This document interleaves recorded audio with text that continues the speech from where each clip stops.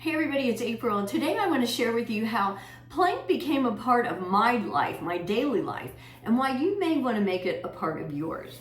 So I'm going to switch around. I'll start on my forearms and then I'm going to switch to hands, and you can follow along however you like. Remember, the main part of plank, or the most important part, is getting that good setup and then holding it.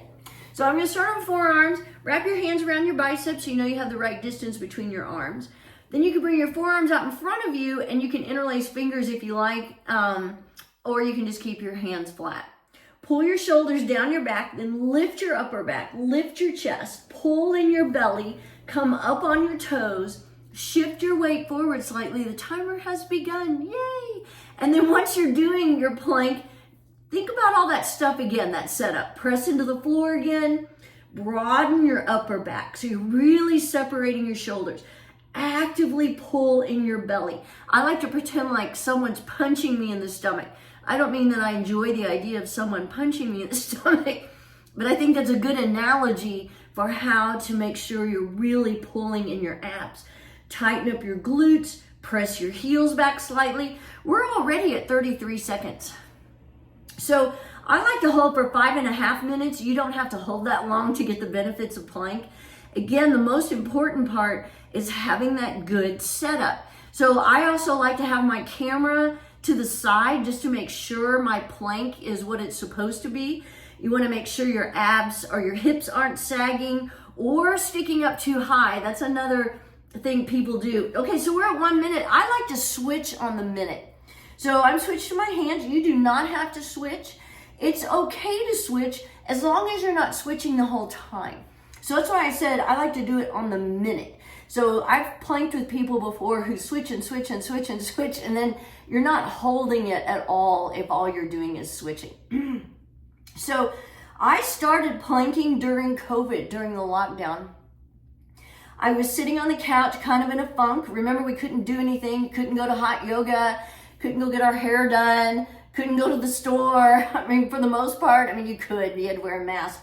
Travel was limited, and I was sitting there just, like I said, kind of in a funk. And then I remembered plank in particular is so good at releasing endorphins. And those endorphins are an immediate mood booster, help put you in a better mood, can help relieve depression. We're at 2 minutes. I'm going to switch to my forearms and I'm going to lift a leg.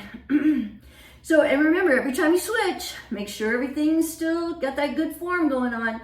So I'm pulling in my belly, pressing into the floor.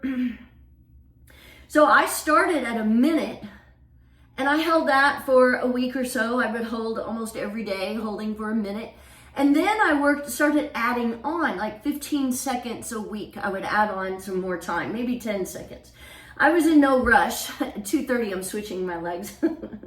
But I eventually worked up to 5 minutes. Now, it wasn't easy. I remember at 2 minutes and 30 seconds, kind of hitting a roadblock where I thought, I can't do this. I don't like it. This is dumb.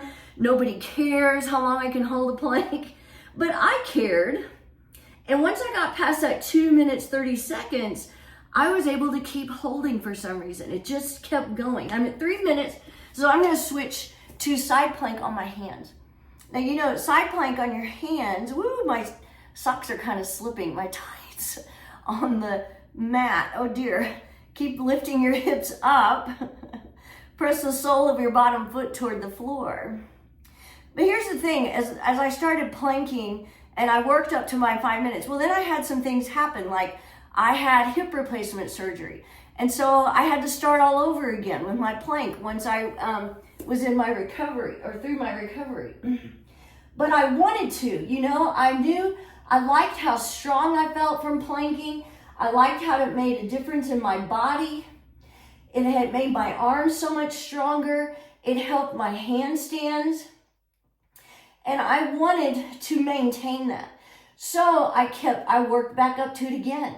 Actually, I had to do that twice, because in case you didn't know, I've had 2 hip replacements. So both times I've had to work back up to planking and to my handstands, everything really that I was doing before hip replacement. I had to start all over. The good thing about hip replacement is the recovery isn't that long. At least it wasn't for me. It was about 5 or 6 weeks. And so it's not like I had a lot of muscle atrophy or anything like that. But the other thing is, I like how I know I'm strong enough to do it. I like that I can do plank anywhere.